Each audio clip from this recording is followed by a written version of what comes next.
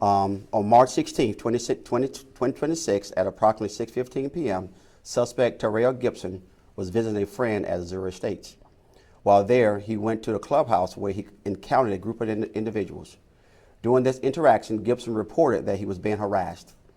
Gibson then contacted his cousin, John Halliburton, and asked him to bring a backpack containing a firearm. After obtaining the weapon, Gibson stated that he had to get rid of the demons. He proceeded to shoot his cousin Halliburton along with other individuals at the location. Gibson showed no remorse and stated he had no remorse for shooting his cousin and those other individuals. In total, Gibson shot 2 individuals within Azure Estates before fleeing the scene. He then exited onto Martin Luther King Boulevard, where he attempted to carjack a vehicle. During this attempt, he shot 3 additional victims and ultimately succeeded to taking the vehicle by force before fleeing the area. Gibson was later apprehended on Interstate 95 by FHP troopers in St. Lucie County. He was transported back to Riviera Beach, where he was interviewed and subsequently confessed to committing the crimes. Gibson has been charged with 1 count of first-degree murder, 4 counts of attempted first-degree murder, and 1 count of armed carjacking. This remains an active and ongoing investigation. The agency continues to work, and we recognize that the community is in the process of healing. We thank everyone for their continued support. At this time, I'll take any questions you may have. Now, the victim that's deceased, was he shot within the community, or was he one of the victims that was carjacked? He was shot in the community. That was his the suspect's cousin. Do you have the condition of the other victims at this time? We know that a couple were in critical. Do you know where they stand right now? 2 of them are still critical. 2 are non-life-threatening. So we still praying for those individuals that's in critical condition. So they're still with us, and hope they pull through. And do you know what led to this? What bothered him inside the clubhouse? Basically, an investigation is that he was being harassed, and he wanted to, I guess he wanted to stand up for himself. And that's when he told his cousin to bring a weapon down, and then he said the demons, the spirits told him to kill the demons, and at which time he shot the people that's in front of him. So just to clarify, he asked his cousin to bring the weapon, and then he proceeded to shoot his cousin when he got the weapon. Yes. Was this weapon stolen? Was it registered to the cousin, to him? At this point in time, we have done a search on the weapon. At this time, it has not been reported stolen, so at this time, it was not stolen. Can you give us a spelling of his name? Terrell, you said Terrell Gibson? Yes, sir. Terrell, Terrell. Last name spelling Gibson, Gibson. Is he from the Riviera Beach area? No, he's from West Palm Beach. His age? His age, 20 years old. How old are the victims, and are they a mix of men, women? It's all men. The victims range from 1960 up until 2006. And he did not know the carjacking victims at all. It was just, he saw the opportunity and did a carjacking. Based on the investigation, we don't believe he knew any of the carjacking victims. He was trying to flee the area, and he just tried to find a car to get out of the area with. So I'm assuming he did not know those individuals in the vehicles that passed by. Does he have any prior incidents with police? Have you guys encountered him before, maybe the West Palm Beach Police Department? He has a history for armed carjacking, and so he was on probation for that VOP. And so was he invited? Because I saw that it's a closed community. Were the people in the clubhouse, did they invite him over? And that's how he got in? You had to be invited in. So he has a girlfriend there. He has a friend there. So he was there to see his girlfriend.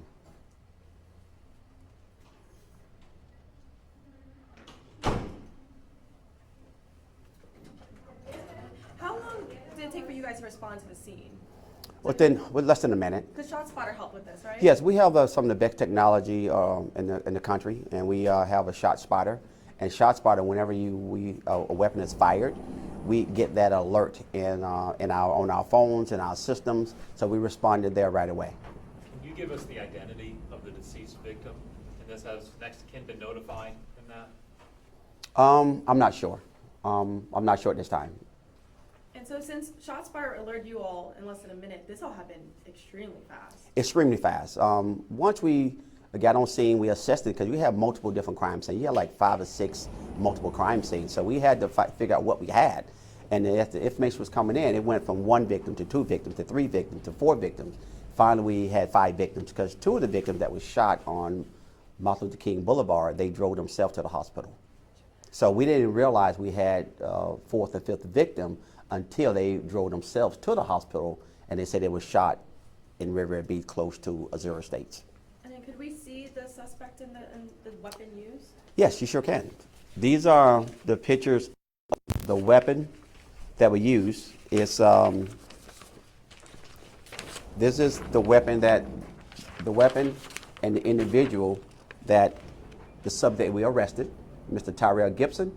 And this is the weapon, I believe it's a Glock 40, and it had a tumbler magazine, extended magazine with a tumbler. So multiple 30 to 40 different rounds in this clip. So he used this weapon to carry out his crimes. And this is a young man minutes before he took the lives and shot those individuals.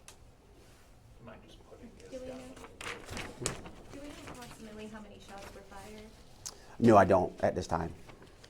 And just kind I know I've already asked about this. That's but okay. It seems like he was having a mental health situation, saying something about demons. Have you guys talked to him? Is there anything in that part of the investigation you can talk Well, about? of course, you know we're not doctors. We're not in the medical profession. So we just know that it said it's not normal to hear demons.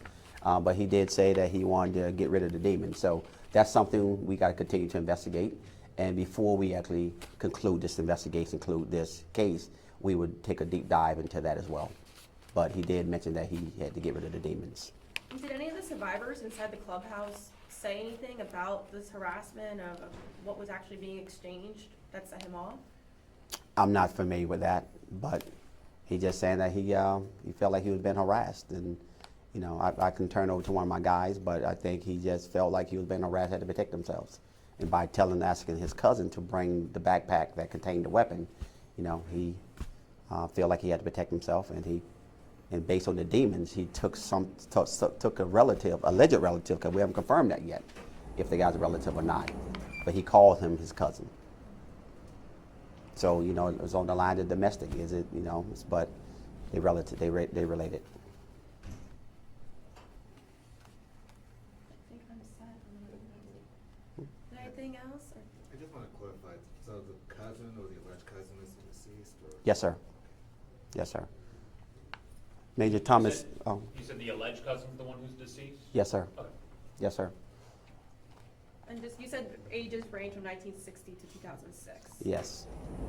I have the major here. The major who started his investigations at 6 o'clock and still here. So you want to add anything to that? I don't have anything additional to add. I think the majority of the information that we can release has been done so. But if you have any questions, I will attempt to answer.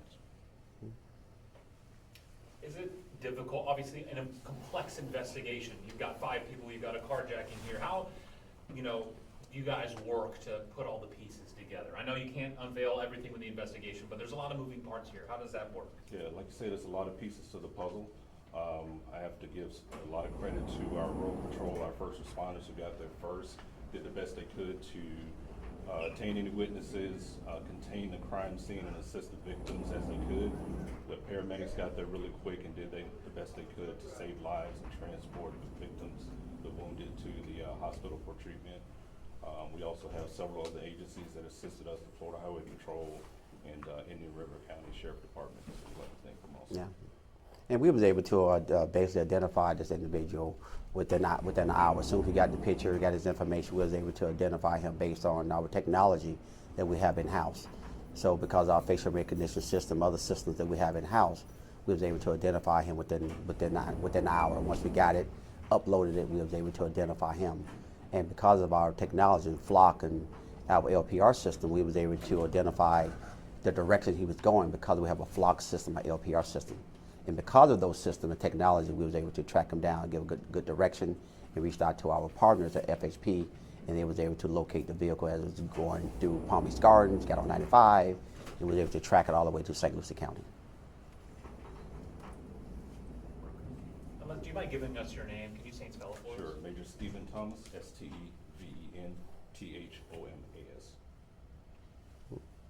And on behalf of the city and the city manager who just walked in, you know, we thank you guys, and this community, we're in the healing process, and we're gonna do everything in our power to make sure that our city is comfortable, and we'll be able to try to go out to these communities and let them know this is an isolated incident, you know, and regardless of isolated incident or not, people are hurting, and we're gonna make sure we try to heal much as we can by assuring them that we're here to provide a safe environment as you travel through Riviera Beach. But these individuals did not live here. These individuals lived outside of Riviera Beach. So we want to make that clear. But regardless if you live here or not, we got to safeguard every individual that comes to our city.